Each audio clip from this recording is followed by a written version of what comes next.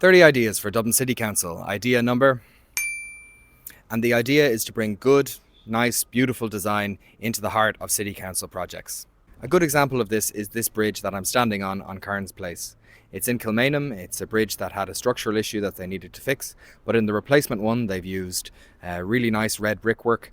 They've done a really nice job with some of the lighting at the four corners of the bridge. I think it just looks really well and it lifts the area overall. By contrast, this bridge is shite.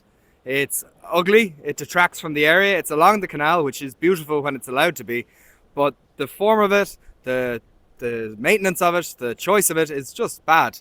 It doesn't have any connection to the area around it. It could be anywhere in the world, and I think it just looks a bit rubbish. I live pretty close to this second bridge, and I think we need to get past this mindset that ugly infrastructure like this is appropriate for some parts of the city when we all know it wouldn't be tolerated in many others.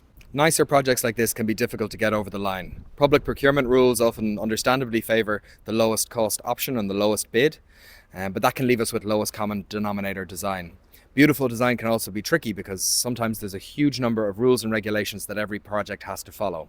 But I think as a councillor you have to speak up for a bit of beauty in the city and not just function. Because once we get the much needed function that something like, say, a bridge can provide, we're also going to have to live with it. So we should build something that is going to last, but also look good and add to an area rather than simply just provide one single use.